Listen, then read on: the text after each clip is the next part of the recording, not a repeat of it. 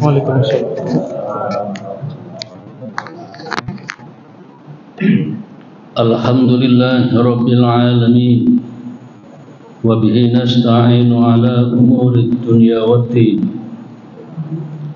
Asyhadu an la ilaha illallah wahdahu la syarika lah, wa asyhadu anna Muhammadan abduhu wa rasuluh. Fa usalli wa usallimu ala Muhammad wa ala alihi wa ashabihi ajma'in, amma ba'd. Faqala ta'ala fi kitabil karim, a'udzu billahi minasyaitonir rajim, wa ma ataakumur rasulu fakhudhuhu wa ma nahakum anhu fantahu wattaqullaha innallaha syadidul iqab. Shadaqallahu alazim.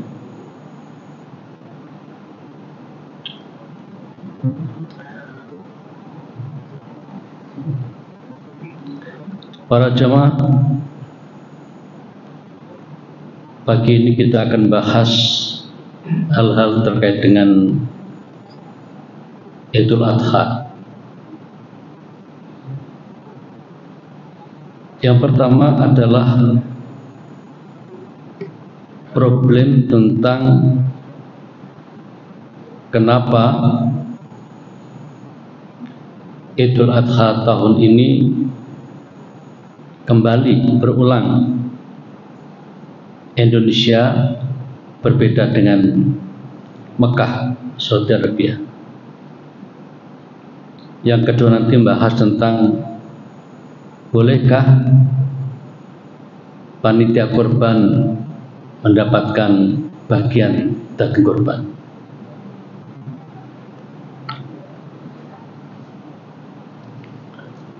Para jamaah, yang pertama,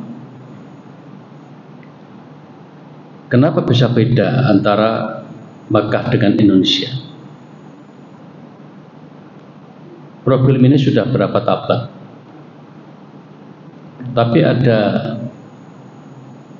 keinginan besar umat Islam bagaimana agar itu tidak terjadi lagi, walaupun sudah 15 abad berlangsung, yaitu bagaimana caranya agar dunia ini punya satu kalender. Seperti orang Kristen punya satu kalender Masehi, seluruh dunia sama. Bagaimana caranya agar umat Islam juga punya satu kalender Hijriah itu yang sama. Tahun ini berbeda untuk penentuan Dzulhijjah. Penyebab perbedaannya adalah karena Mekah itu menggunakan kalender Ummul Qura untuk hari-hari biasa. Tetapi begitu menyangkut 3 bulan, Ramadan, kemudian Syawal dan Dzulhijjah, itu ru'yah, pakai ru'yah. Dan ru'yah ini pokoknya ru'yah, nggak seperti Indonesia. Indonesia itu imkan ru'yah, bukan ru'yah saja, pakai imkan. Akibatnya pada hari Kamis 9 hari yang lalu atau 10 hari yang lalu, itu orang Mekah yang ditugasi untuk melihat bulan merasa melihat. Dan saat itu sekitar 1 derajat. Jadi orang Mekah melihat bulan sudah dalam ketinggian 1 derajat. Itu kalau di Indonesia, pemerintah tidak mau terima, masih belum masuk. Tak sana sudah masuk. Itu bedanya, sama-sama ru'yah. Sana ru'yah begitu saja. Kalau saya imkan ru'yah minimal 3 derajat. Ya, ini memang orang yang punya perhatian khusus di bidang astronomi ya, yang bisa menjelaskan dengan lebih meyakinkan. Sementara di Indonesia ini kebetulan tanda petik Muhammadiyah yang menggunakan hisab hakiki dengan kriteria wujudul hilal. Saat itu ketika Kamis tidak bisa melihat sama sekali. Jadi minus mungkin 3 derajat atau berapa. Jadi 0, saja nggak ada. Muhammadiyah itu kalau sudah ada bulan walaupun 0,30 misalnya, itu udah masuk. Ini sama sekali nggak lihat. Pemerintah NU juga begitu, sama. Pemerintah NU, MUI, Muhammadiyah sama, tidak melihat. Sementara ada kaidah umum, jadi kalau ingin menentukan suatu hilal atau tanggal 1 bulan, maka harus bisa menyaksikan adanya bulan itu.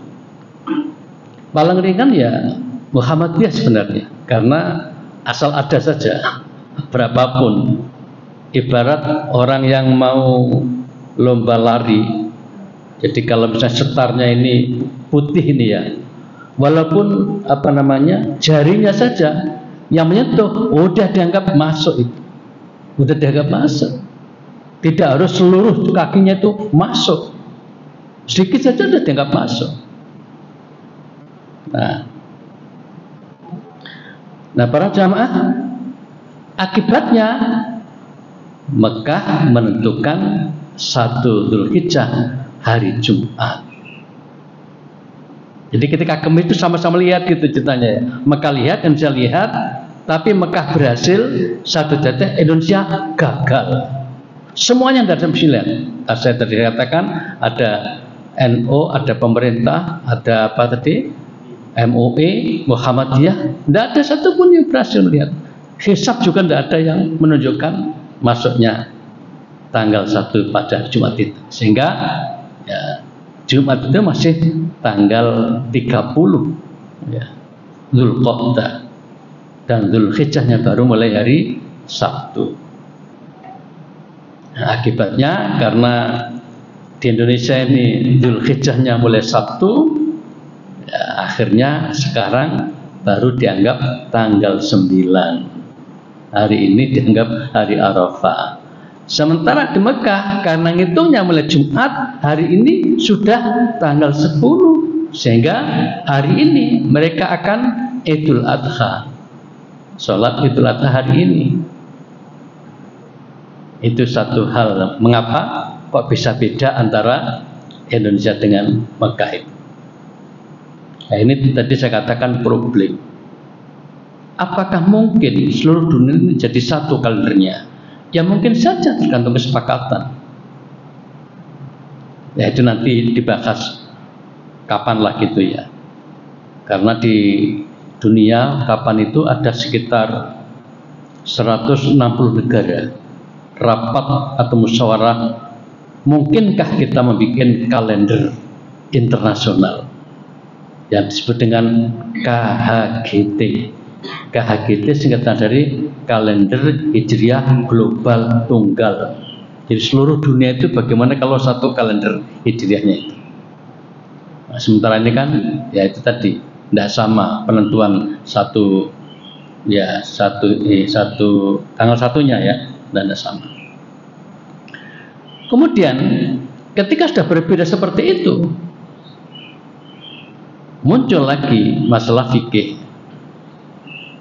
Masalah syariat, masalah fikih lah yang lebih pas. Bagaimana negara lain yang berbeda dengan Mekah? Ketika Mekah kemarin sudah wukuf di Arafah. Sudah wukuf di Arafah. Ya mereka benar karena mereka menentukan tanggal 1 Jumat kan ya. Jadi Jumat, Sabtu, Ahad, Senin, Selasa, Rabu, Kamis, Jumat. Ya. Jadi Sabtu itu sudah tanggal 9. Sabtu tanggal 9. Sehingga mereka menganggap Sabtu itu hari Arafah. Sementara Indonesia belum, masih hari Tarwiyah. Sehingga di Mekah berlaku bagi jamaah haji wukuf di sana, sedang wukuf di Arafah kemarin kan ya. Kemudian masyarakat yang tidak sedang haji di Mekah dan sekitarnya disunahkan puasa sunnah hari Arafah itu. Mereka sudah puasa. Sementara Indonesia karena masih menganggap tanggal 8, maka tidak dianggap hari Arafah. Akibatnya tentu saja orang Indonesia yang menunggu puasa hari Arafah hari ini baru puasa. Kemarin mungkin ada yang puasa, ya puasa tarwiyah atau puasa tanggal 8 Zulhijjah. Nah, statusnya puasa tanggal 8 itu sama dengan tanggal 7, 6, 5, 4, 3, 2, 1 sama. Baik itu saja, sunnah begitu aja. Beda dengan tanggal 9 ini. Kalau tanggal 9 secara khusus Nabi membuat pernyataan, ya, Shaumu yaumi Arafah yukaffirus sanah al-madiyah wasanah al-baqiyah atau al-mustaqbilah. Jadi puasa hari Arafah itu dapat pahala yang bernilai bisa menghapus dosa setahun yang lalu dan setahun yang datang, artinya 2 tahun. Jadi ini kalau kita lihat dari sini, puasa hari Arafah adalah puasa yang paling tinggi nilainya di antara semua puasa sunnah. Hari ini adalah puasa yang tertinggi dalam 1 tahun, karena dapat menghapus dosa setahun yang lalu dan setahun yang akan datang. Nah, para jamaah, bagaimana perdebatan tentang, kan banyak ya, tetap aja ada 2 pendapat. Mestinya orang Indonesia itu kalau pas Zulhijjah ikut Mekah saja, karena yang namanya puasa Arafah harusnya barengan orang-orang yang sedang wukuf, kan begitu ceritanya. Kalau zaman sekarang mungkin itu mungkin. Sedangkan fikih ini kan sudah 15 abad silam, sehingga terjadi perdebatan, ya, perdebatan yang panjang lebar sejak lebih dari 1000 tahun yang lalu tentang apakah penentuan awal bulan itu satu daerah berlaku seluruh dunia atau hanya daerah tertentu. Itu perbedaan sejak lebih dari 1000 tahun lalu. Sebagian ulama mengatakan idealnya ketika ada sebuah negara yang menyaksikan ini tanggal 1, maka seharusnya seluruh dunia mengikuti itu. Dan setelah saya perhatikan, ini pendapat mayoritas ulama sebenarnya. Jadi kalangan Hanafiyah, Malikiyah, Hambaliyah cenderung yang itu satu kalender itu. Nah, Syafi'iyah berpendapat satu negara berlaku di negara itu. Zaman dulu lebih masuk akal pendapat Syafi'i ini. Zaman dulu. Loh, kenapa begitu? Tidak mungkin. Misalnya Mekah mengatakan Mekah hari ini melihat sudah tanggal 1. Gimana cara memberitahu pada orang Indonesia? Zaman dulu bisa nggak itu? Nggak bisa, nggak ada alat teknologi yang bisa menginfokan ke Indonesia. Tapi sekarang detik bisa kan? Sekarang detik bisa beritahu, Indonesia sekarang kami baru saja melihat, bahkan bisa ditunjukkan dalam filmnya atau gambarnya itu langsung bisa. Sekarang bisa. Makanya kalau pas akhir bulan, apakah itu Sya'ban atau Dzulqa'dah, itu banyak yang live streaming gitu ya, mengenai melihat bulan itu. Sekarang kalau udah canggih, zaman dulu tidak bisa. Sehingga pada zaman dulu itu ketika misalnya Mekah melihat, orang dia tidak tahu. Bayangkan pakai apa beritanya kira-kira itu? Naik onta, berapa pekan baru nyampe, udah kelewat. Sehingga saat itu pendapat Syafi'iyah lebih masuk akal. Apa? Masing-masing negara yang menjadi saksi di situ berlaku untuk negara sekitar. Dan ternyata ada hadis yang model pendapat Syafi'i ini. Hadisnya Sahih Muslim, cerita tentang ulama tabi'in bernama Quraib. Quraib ini diceritakan pernah menjadi hamba saya atau pembantunya Ibnu Abbas. Kita tahu Ibnu Abbas adalah misanan Nabi, anak dari paman Nabi Ibnu Abbas itu. Beliau termasuk ulama sahabat yang sangat terkenal. Sekarang makamnya di Taif. Jadi kalau ada orang umroh itu zaman sekarang ya, kira-kira berapa tahun terakhir ini, salah satu destinasi di Mekah. Jadi kalau umroh nggak mampir ke Taif gitu, itu rasanya belum lengkap dolanane loh ya, ziarahnya itu. Dulu enggak, 5 tahun lalu saya masih belum ke sana. Jadi kemarin udah mulai ke sana, jaraknya kira-kira 100 kilo. Berarti kira-kira sini mana ya? Jember mungkin ya. Sini Jember kira-kira. Kalau sini Malang kan kira-kira 80-an. Hah? Iya. Lumayan. Ya. Itu Taif ya. Nah, beliau sekarang makamnya di sana. Di Taif. Taif itu semacam provinsi barangkali ya. Ya. Saya tidak tahu tentang ini. Jadi Saudi itu kan ada Madinah, itu mungkin provinsi sendiri, ada Madinah, ada Mekah, ada Taif, itu termasuk wilayah sendiri. Nah, Ibnu Abbas ini kemudian dianggap sangat berjasa bagi dunia Islam. Di sana didirikan Masjid Ibnu Abbas. Jadi ada Masjid Ibnu Abbas, kemudian di sebelahnya ada makam beliau. Apa yang terjadi antara Ibnu Abbas dengan mantan khadim atau pembantunya atau budaknya atau hamba saya bernama Quraib ini? Diceritakan, ini penting terkait dengan masalah ini. Mesti mengutip hadis ini ulama ketika membahas masalah penentuan awal bulan. Suatu ketika Quraib tinggal di Madinah bersama Ibnu Abbas, diutus oleh seseorang untuk datang ke ibu kota yang bernama Damaskus, sekarang Syria, ya. Untuk ya keperluan apa begitu, dan juga menemui sang raja, sang presiden, sang khalifah bernama Muawiyah. Perjalanan itu kira-kira bulan Sa'ban. Sampailah di Syria itu atau Damaskus itu awal bulan Ramadan. Melihat bulan.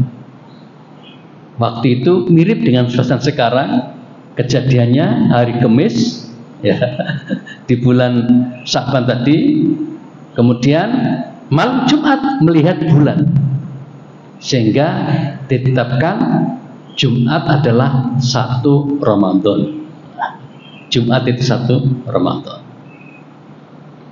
Nah, kemudian setelah beberapa hari di Damaskus itu, mereka tentu saja karena melihat bulan, Quraib, kemudian Muawiyah sang raja sama-sama mulai puasa hari Jumat itu. Begitu pulang, jauh loh antara Syria dengan ini, sehingga perlu hitungan beberapa hari, mungkin beberapa pekan juga antara Damaskus ke Madinah itu. Sampai di Madinah hampir Idul Fitri. Ditanya oleh Quraib ini yang tadi diutus tadi itu oleh Ibnu Abbas, mantan tuannya itu. Wahai Quraib, apa yang kamu saksikan di sana? Lapor pada sang guru, kami melihat bulan pada saat itu hari Kamis malam Jumat. Bahasa Arabnya itu malam Jumat tanpa menyebut Kamis. Gak disebut nama Kamis, tapi malam Jumat. Kayak orang kita, orang Jawa ya. Jadi kami orang Jawa, orang Lamongan itu, kalau sudah malam itu, ya sih nggak disebut harinya. Apa acaranya? Kapan? Malam Jumat. Nggak bilang Kamis, nggak usah. Langsung malam Jumat itu. Ini tradisi Lamongan zaman dulu, kami waktu kecil. Nah, hadis-hadis Nabi juga begitu. Begitu malam yang disebut adalah harinya, tadi disebut malam, malam Jumat, malam Sabtu, malam Ahad. Nah, jadi mengikuti hadis itu rupanya, mengikuti tradisi Arab. Ketika Quraib mengatakan kami melihat waktu itu Kamis, ya tidak usah Kamis, malam Jumat itu, sehingga kami puasa Jumat di Damaskus itu.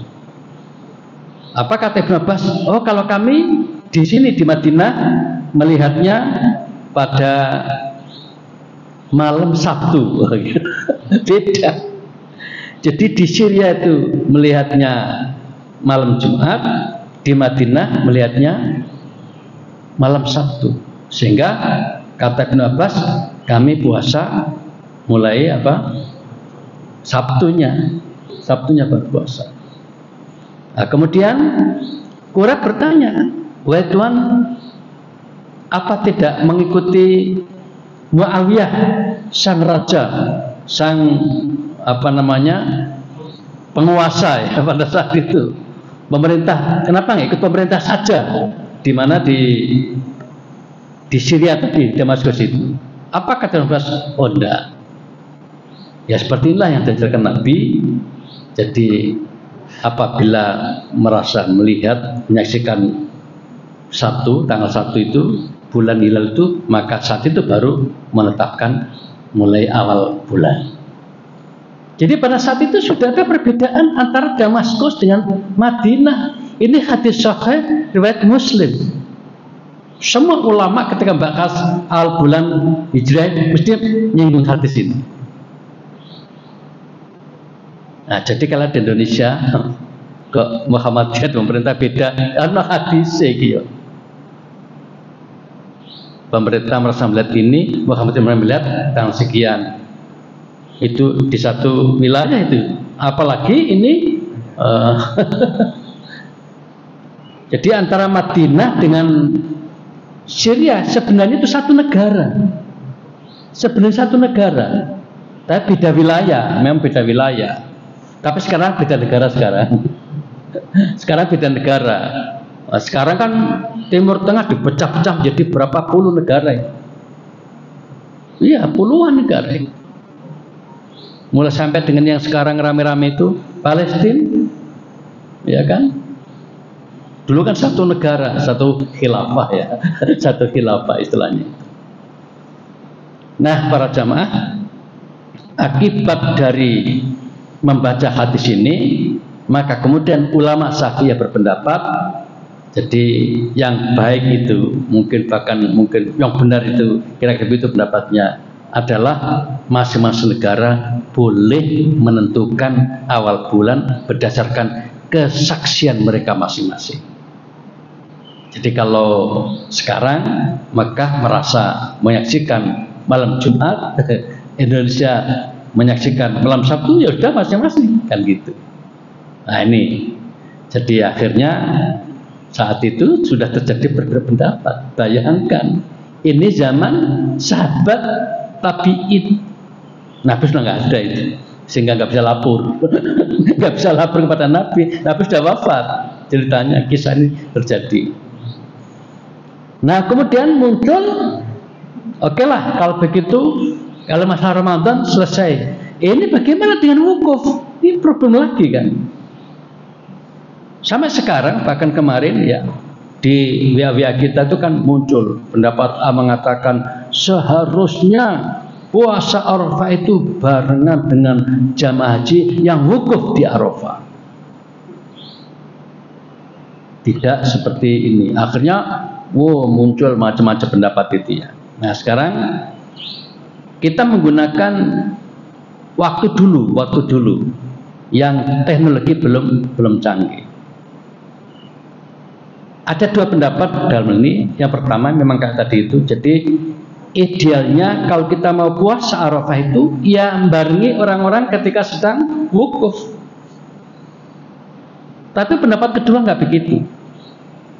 Puasa sunnah Arafah itu adalah puasa pada hari Arafah, bukan pada saat wukuf Arafah, tapi hari Arafah.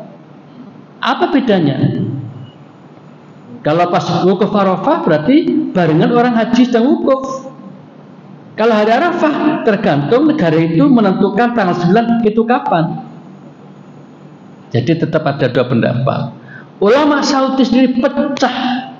Ulama Saudi tidak sama pendapatnya. Sebagian model yang pertama tadi harus barengan dengan wukuf, yang lain tidak. Nah yang tidak itu adalah ulama bernama Muhammad bin Shalih Al-Utsaimin yang sangat terkenal itu. Mudah meninggal beliau ini awal 2000-an ini. Jadi beliau berpendapat yang benar menurut dia yang benar adalah berdasarkan kesaksian di negara itu, kapan negara itu mulai melihat 1 bulan, dan puasanya berdasarkan hitungan hari ke-9 di bulan Dzulhijjah. Berarti kalau Indonesia ya sekarang puasa Dzulhijjahnya sekarang. Sebab nah ini katanya kelemahan pendapat yang pertama tadi untuk masa itu adalah bagaimana sekarang misalnya prakteknya ya, kayak kemarin Mekah itu wukuf itu adalah berada di padang Arafah dimulai zuhur, bukan pagi.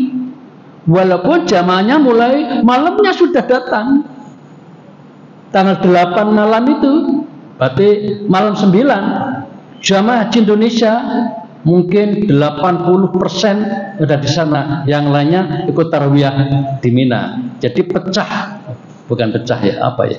Kok kayaknya bahasa pecah. Ada 2 kelompok. Jadi Indonesia yang banyaknya berapa? 220.000 kira-kira itu ya. Yang 200 itu kira-kira langsung dari Mekah ke Arafah, yang kira-kira 20.000 itu dari Mekah ke Mina. Nah termasuk jamaah Muhammadiyah umumnya, walaupun gak semuanya ya, ke Mina dulu. Itu syariatnya begitu memang. Sunnahnya itu tidak langsung ke Arafah, tapi dari Mekah ke Mina dulu. Tapi ini hanya sunnah statusnya, sehingga tidak sampai merusak ibadah hajinya, tetap sah, tetap baik ya. Tapi kalau ingin tambah plus ya ke Mina dulu, dapat nilai plus itu ceritanya gitu. Nah para jamaah ini tentang di Mina itu ya. Nah sekarang mari kita pertimbangkan dan bandingkan. Ketika di Mekah itu di Arafah ya mulai wukuf, tadi kan zuhur, anggaplah zuhur itu jam 12. Nah Mekah dengan Indonesia termasuk Surabaya jarak waktunya sekitar 4 jam, sehingga ketika mereka wukuf dengan sempurna maghrib ya, berarti sana mulai wukuf kita sudah asar. Itu kalau Surabaya. Bagaimana dengan Papua Sorong? Sudah maghrib.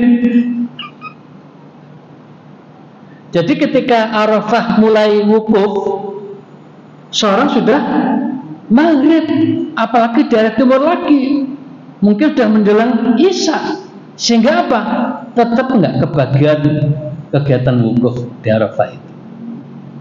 Itu kelemahan ya. Kalau mengatakan bahwa puasa hari Arafah harus dibarengkan dengan suasana wukuf di Arafah, nggak pas. Ini kata Al-Utsaimin juga begitu.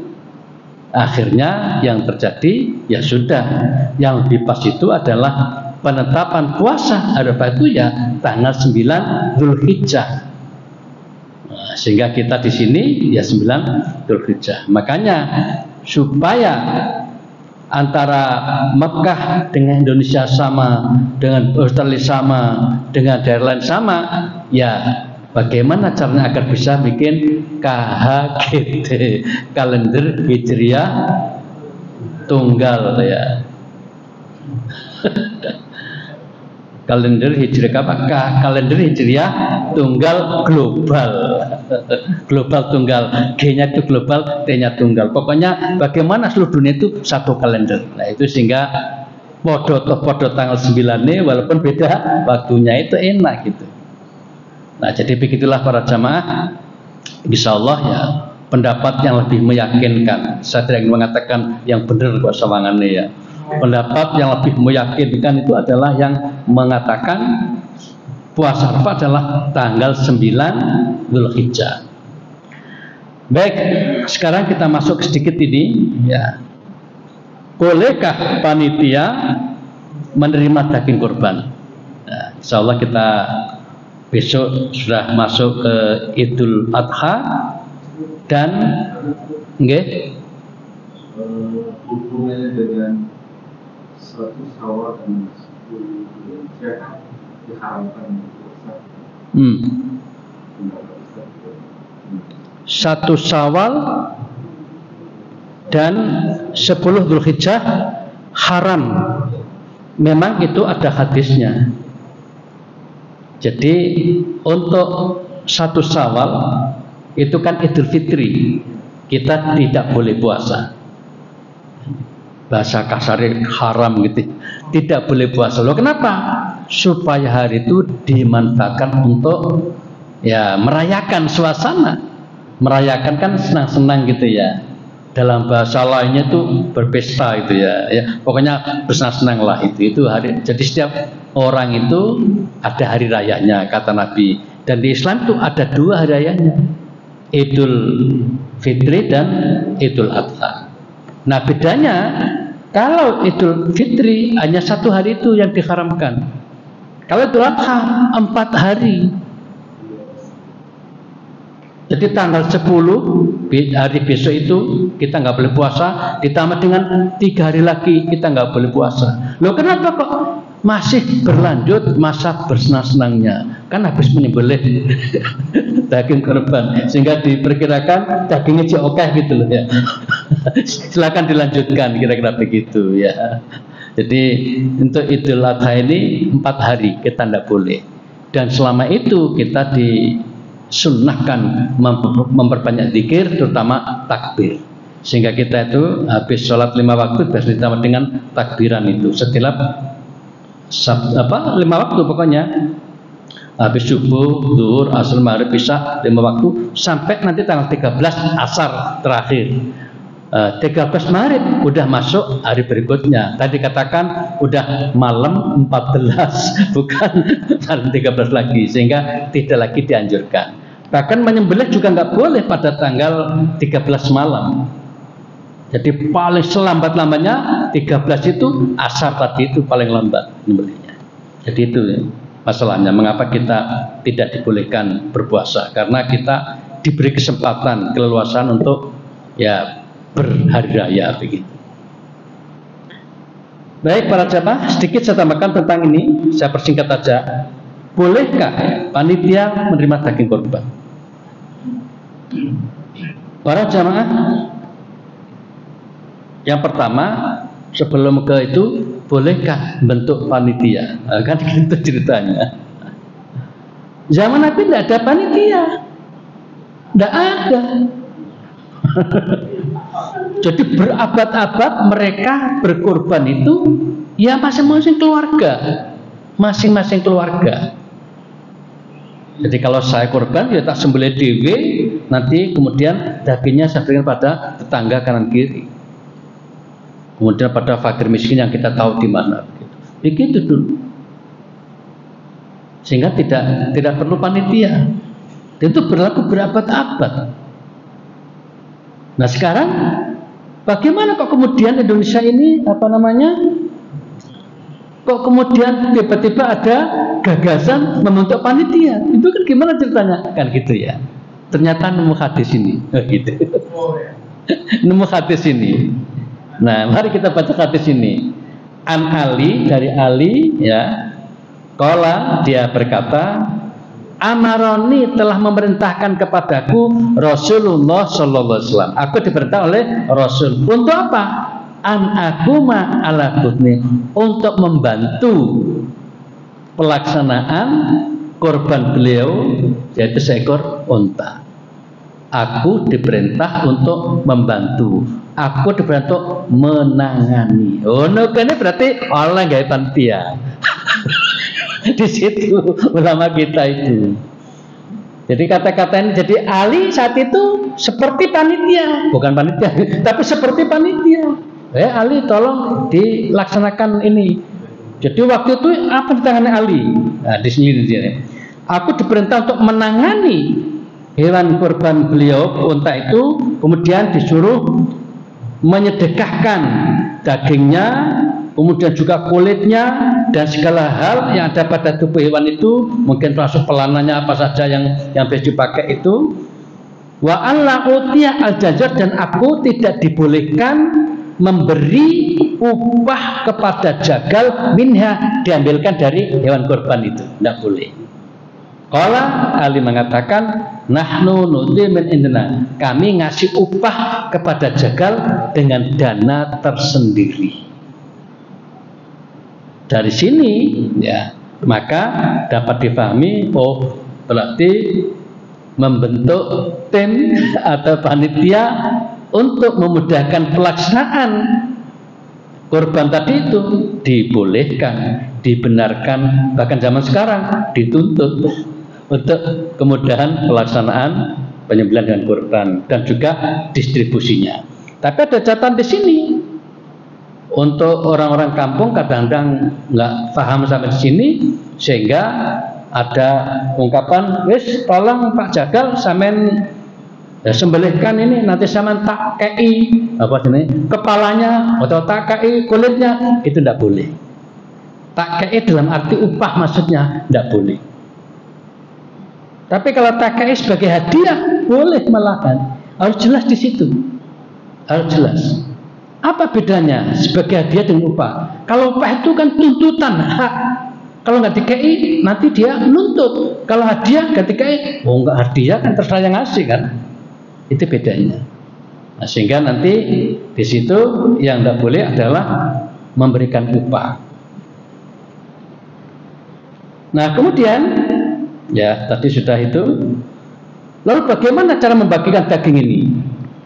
Beberapa ayat Al-Quran menjelaskan, misalnya surat Al-Hajj ayat 28, ya Allah berfirman, fakulu minha wa amul ba'isah al-fakir, maka makanlah sebagian dari hewan kurban itu, dagingnya itu, dan sebagian lagi berikanlah untuk dimakan orang-orang yang sengsara lagi fakir. Jadi intinya di sini dibagi dua.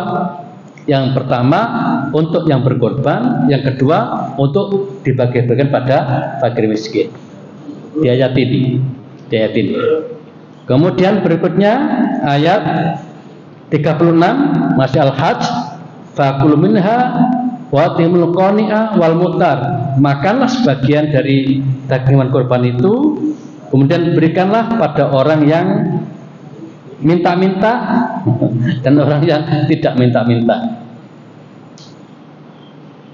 Jadi ada orang miskin itu yang malu ikut antri itu ada, lah itu juga perlu dikasih. Yang antri ya dikasih, yang nggak antri ya dikasih. Ini ayat ini. Jadi yang pertama tadi kan umum fakir miskin gitu aja. Yang kedua ini orang miskin baik yang minta-minta maupun yang tidak minta-minta. Nah kemudian di hadis ini, hadis Muslim Ahmad Tirmidzi menjelaskan dari Buraidah, Nabi bersabda, aku dulu pernah melarang kalian memanfaatkan daging kurban melebihi 3 hari. Jadi Nabi pernah melarang, pokoknya mengkonsumsi daging kurban itu suwe-suwe 3 hari saja. Selebihnya jangan, harus sudah dibagi habis. Gitu ceritanya. Lalu rupanya banyak protes itu di antara sahabat itu. Ya. Nah akhirnya di beberapa hadis berikutnya Nabi mengatakan, kami dulu melarang kalian memanfaatkan daging kurban melebihi 3 itu karena apa? Saat itu terjadi semacam musim paceklik. Di banyak orang yang sangat membutuhkan makanan, ya, sehingga tidak layak, tidak elok, tidak etis ketika orang itu berlebihan sementara pihak lain sangat berkekurangan. Nah sekarang dalam keadaan normal kata Nabi, silakan Anda makan, sebagian Anda boleh simpan. Nah kata-kata boleh simpan ini zaman sekarang diartikan boleh melakukan kornetisasi, gitu, mengkalengkan, kan disimpan dalam waktu lama itu. Ini dari hadis ini bolehnya mengalengkan daging korban itu, dan seterusnya, ya kan itu. Nah kesimpulannya berdasarkan Quran tadi dan beberapa hadis berikutnya tadi itu, maka untuk pembagian daging kurban ini bisa dibagikan kepada satu orang yang berkorban atau sahibul korban, baik itu dimakan segera maupun mau disimpan terserah. Yang kedua, disedekahkan kepada orang yang minta-minta, fakir miskin. Dan yang ketiga, disedekahkan kepada orang yang tidak minta-minta. Ini termasuk tetangga kanan kiri kan, kalau si minta-minta itu sungkan itu, nah kita kasih saja. Nah, yang sekarang terjadi di perumahan itu biasanya karena sekarang sudah agak banyak ya korban itu, seluruh warga itu mesti dibagi satu persatu dan tidak membedakan muslim atau non muslim.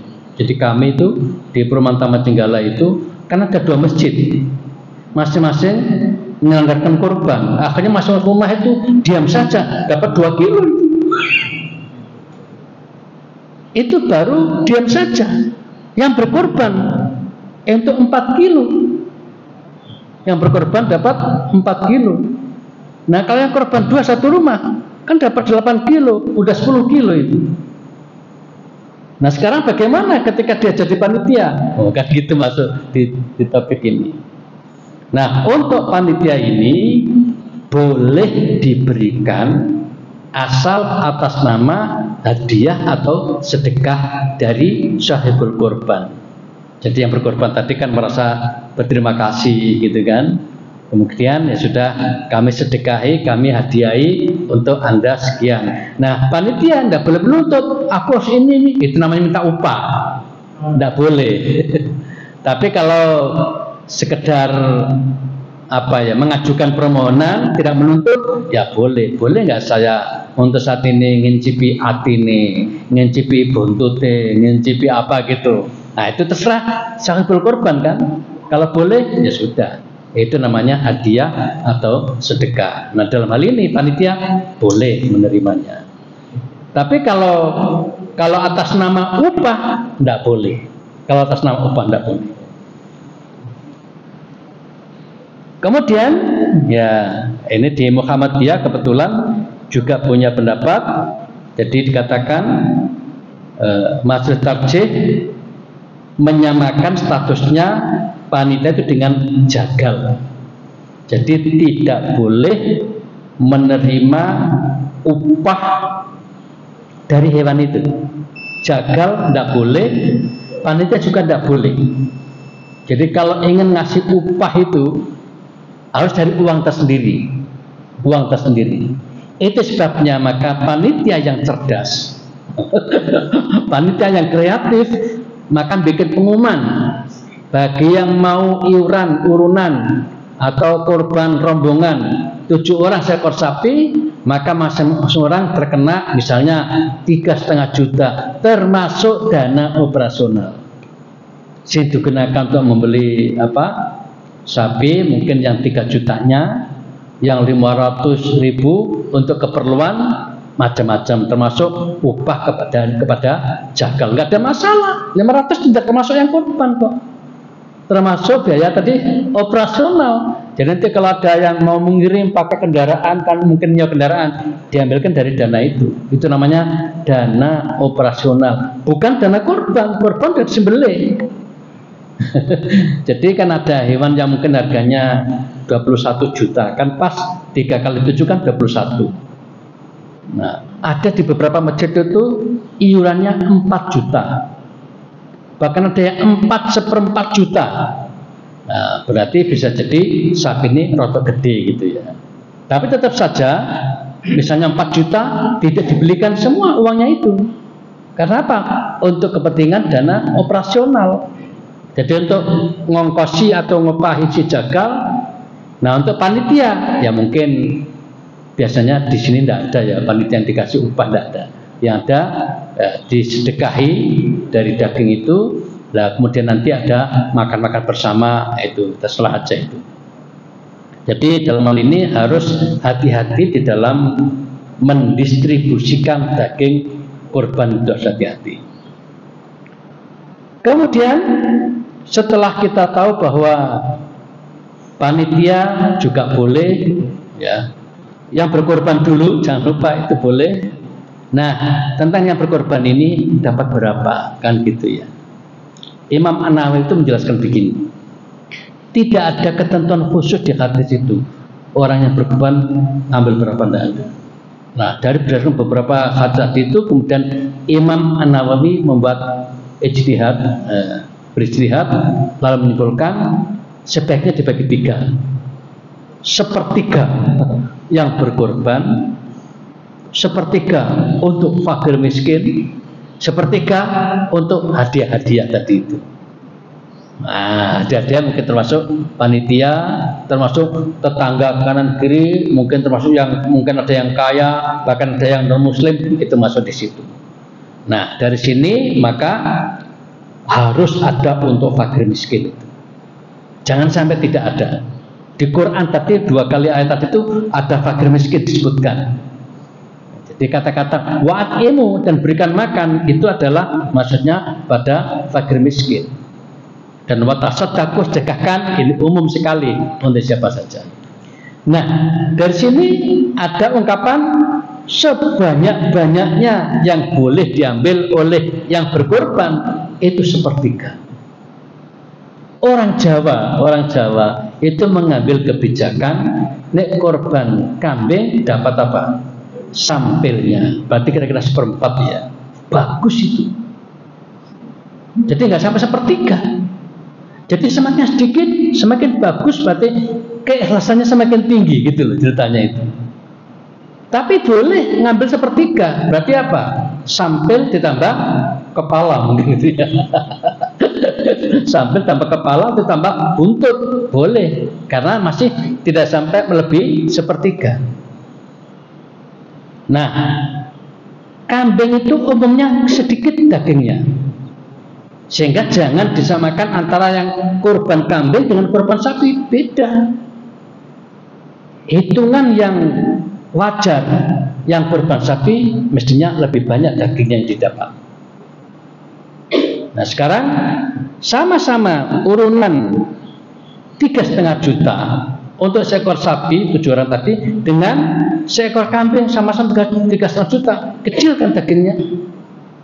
Sapi 3,5 juta bisa saja dagingnya mencapai 150 kilo, mungkin seluruhnya 300 atau 400 kilo sikil-sikilnya sak kepala sak kulitnya ada. Dagingnya kira-kira 150-an. Nah, jika betul misalnya dagingnya itu 150 kilo, maka rombongan yang kurban tadi dapat 50 kilo. Dibagi berapa? 7 orang. Berapa orang masing-masing? Ayo matematika. Berapa? 7 kilo. Gak kaken dah. Ya, artinya secara adil-adilan gitu ya, si yang berkorban tadi boleh minta 7 kilo. Nah, saya dengar, tapi jangan ditiru loh ya. Tapi kalau niru ya nggak apa-apa sih. Di Gedangan itu urunannya sekitar 4 juta. 4 juta. Kali 7 berapa? 4 kali 7 28. Nah, tapi itu kan dengan operasional ya. Jadi kira-kira mungkin yang dibelikan 25 lah kira-kira, sehingga 3 itu personal. Itu masing-masing dapat 7 kilo kabarnya. Hah? Saya juga situ. Wah, tapi urannya berapa urannya? Oh, kok dipadakno. Urannya apa? tapi terserah saja ya. Ini kan hitung-hitungan ya. Kalau kami di sana hanya 4 kilo di Taman Jenggala. Tapi urunannya 3,5 atau 3,6. Sama dengan ini urunannya ya. Jadi hitungannya sepertiga. Jika memang betul sampai 150, maka boleh mengambil sampai sekitar berapa? 7 kilo boleh. Tapi andaikan diambil kurang dari itu, berarti kan selebihnya disedekahkan lagi kan? Situlah maka panitia pantas mendapatkan bagian dari yang berkorban tadi, diberikan pada panitia-panitia itu. Bukan untuk upah ya, tapi dihadiahkan, disedekahkan. Nah, jadi masalah bahkan ada yang kemarin saya dengar 2,5 atau 3 kilo. Saya baru ngasih pengajian dari Sabtu kemarin. Loh kok sedikit? Ya orang sini begitu baginya, ya sudah. Berarti ada yang 2,5 atau 3, ada yang 4, ada yang 6, dan ada yang 7. Kalau alhamdulillah berapa? Ada yang tahu? 4. Enggak sama ya. Tapi hitung-hitungannya yang penting jangan melebihi sepertiga dari hewan yang ada di hewan yang kita sembelih itu. Ya, itu intinya. Nah, para jamaah, setelah kita mengetahui begini ini, tolong diprioritaskan fakir miskin. Jangan sampai ketika kita tahu 3 bagian tadi itu kemudian sing korban, ojolan sing korban itu diutamakan, lali si fakir miskin enggak dibagi-bagi no. Jangan sampai. Jadi tetaplah 3 ini saya kira bagus cara Imam Nawawi tadi, sepertiga untuk yang berkorban, sepertiga minimal ya itu untuk fakir miskin yang mungkin bukan warga kita, karena warga kita perumahan kan udah jarang yang kelihatan miskin ya. Sehingga warga kita itu termasuk yang dihadiahkan, disedekahkan itu. Tapi yang disedekahkan spesial fakir miskin itu biasanya wilayah tetangga desa itu. Itu kami juga punya daftarnya nama-nama orang-orang yang di luar itu. Kadang-kadang ada panti gitu ya mengajukan, ya nggak apa-apa, kita lihat aja. Tapi repotnya begini para jamaah, untuk panti kadang-kadang kan ketika orang itu menuju kepada panti itu semua numpuk akhirnya ya. Beberapa masjid ngasih panti itu akhirnya kan bisa berkintal-kintal daging untuk sebuah panti itu, repot juga. Makanya bagus lagi kalau lazismu yang nangani.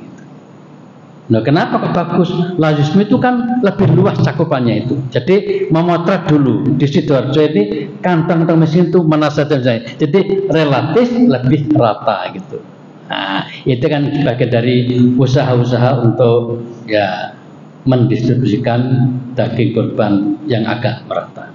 Para jamaah apapun ya, yang penting pertama kita punya niat baik, punya niat tulus dan niat benar-benar karena Allah untuk kurban kita tahun ini. Setelah kita punya niat yang bagus, maka berikutnya adalah kita melaksanakan distribusi daging kepada yang berhak. Tadi ada 3, ada yang sahibul kurban untuk fakir miskin dan orang-orang di sekitar kita. Akhirnya kita mohon kepada Allah semoga apa yang sudah kita lakukan dan yang akan kita lakukan nanti diterima oleh Allah Subhanahu wa taala sebagai amal ibadah yang diridhoinya, dan semoga Allah memberikan balasan yang setimpal untuk kita semua. Demikian para jamaah yang bisa kita sajikan pada pagi hari ini. Waktu sudah masuk ya untuk isyraqnya. Kita akhiri dengan doa kafatul majlis. Subhanakallahumma bihamdika asyhadu an la ilaha illa anta astaghfiruka wa atubu ilaik. Terima kasih. Wassalamualaikum warahmatullahi wabarakatuh.